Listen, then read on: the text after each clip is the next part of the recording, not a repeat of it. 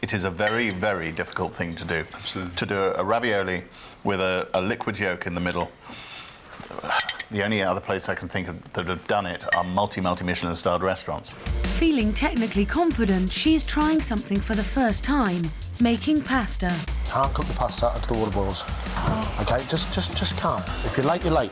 Yep. That's all there is to it. Yep. Your food's just got to taste good. That's the plan. Go. Go, go, go. Love it. We love it. Love it. For her starter, she's made egg yolk ravioli with chorizo mousse and parma ham, but has opted to call it egg, sausage and bacon on the menu. I think she's playing a few games with us. Well, this certainly wasn't what I was expecting. If she's done what I think she's done. Can we find out? Cut it in half. Yeah. All right. Wow. There's an egg yolk. Wow. It is a very, very difficult thing to do. Absolutely. To do a ravioli with a liquid yolk in the middle. The only other place I can think of that have done it are Multi-Michelin Standard restaurants. The ravioli's a little bit solid and leathery, but other than that, I think I'm enjoying it. Emily has exceeded my expectations by some considerable distance. I knew we were in for a surprise, and boy, did Emily deliver one. It is an ostentatious display of skills. I mean, it's real showing off food. This 18-year-old has really impressed the critics. Will her main be able to live up to the same standard? You can't serve raw fish, Emily.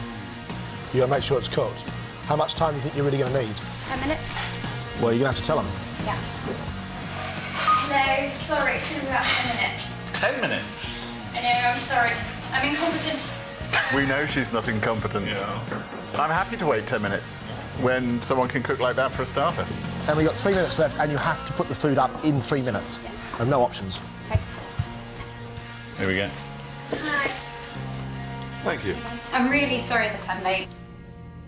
Emily's opted for an unusual take on a classic recipe of halibut with hibiscus wine foam and parsnips. Something about this plate of food makes me feel really angry. I just know that this red drying and splodge on the plate is going to be unbelievably acidic and add absolutely nothing.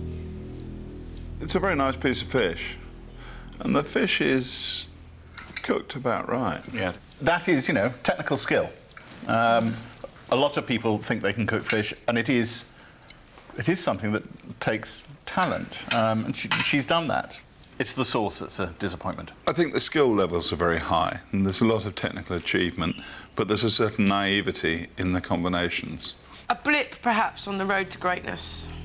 I really liked the dishes I put forward today, but, you know, whether or not it's good enough, I have no idea.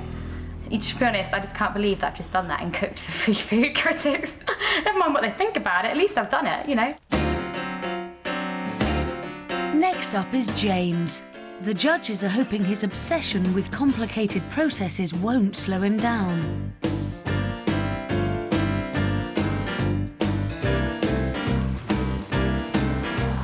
What do you need to do, James? Just place it now, chef. Sauce is ready, peas are ready, gratin's not cut out. Just going to cut it out like that.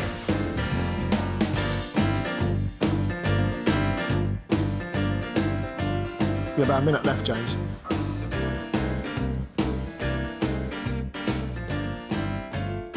He's made loin of lamb with red currants and rosemary, turnip dauphinoise, potato dauphine and peas. Oh my God, it's so fun looking, isn't it? It is cute. There is something very vibrant about the colours. Oh dear. It's all a bit Jackson Pollock's for me. It's got a sort of strange uniformity and blandness to it that doesn't do it any favours. The red sauce is too sharp. The dauphinoise is too crunchy. The beignet is too pappy and doesn't taste of anything. The lamb's got really good flavour. It's nice, it's good meat, and it's been nicely cooked. But then it gets sort of besmirched by this very sharp, astringent red currant jelly. I think we're all in agreement, aren't we, that it's just wrong. He's not off to a good start. Can his dessert save him?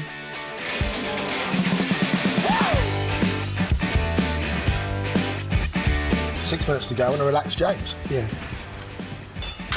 It's a bit odd, isn't it? Bloody odd.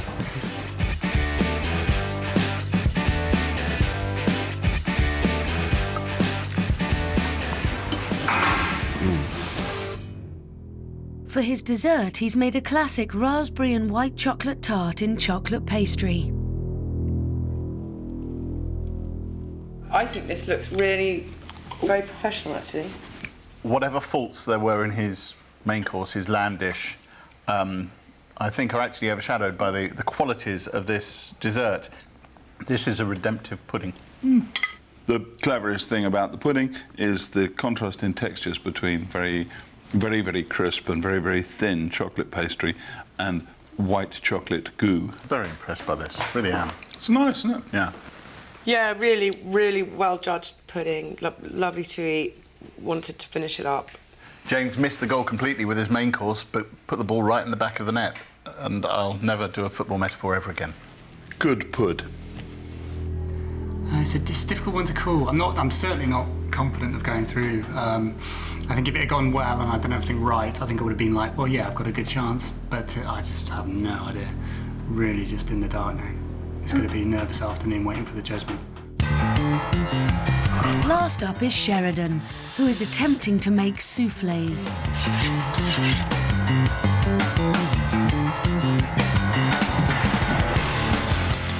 "22 minutes left. You said you needed 25 minutes for the souffle to cook. That's right. So we're behind. Yeah, I need a spoon. Sheridan is now under extreme pressure.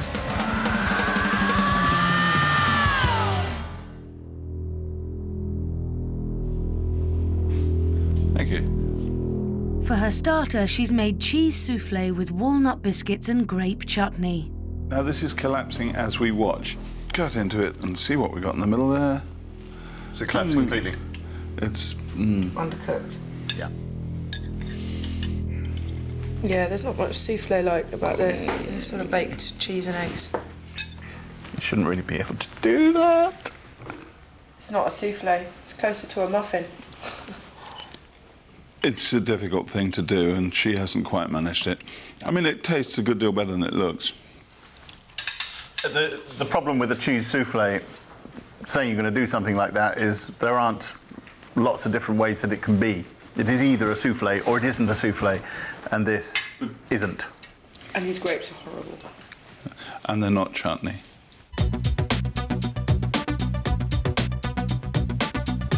You think you spend too much time on the souffle? Oh, yeah, probably. Sheridan's hopes now rest on her main, but she's struggling to get them prepared, and she's facing a total culinary meltdown. What you'll do, Sheridan? The ratatouille and assemble it. And cook the fish? And cook the fish. You take the bones out of the fish? No, not yet. Are you going to? Yes.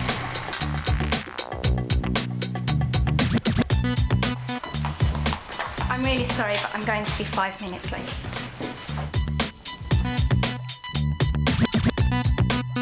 It's not really 5 minutes, is it? I mean, we're sort of crashing towards 10 now. Get amongst it.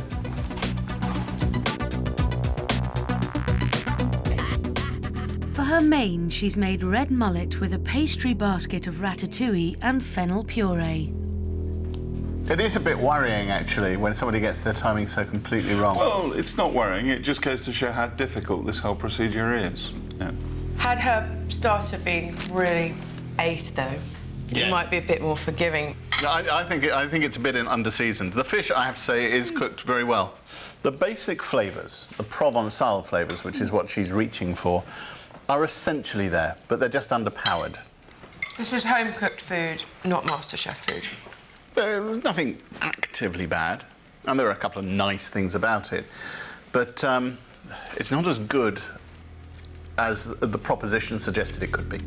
I feel disappointed because I feel like I've let myself down by being 5 minutes late. Everything wasn't perfect how I wanted it to be. So I'm just cross with myself more than anything.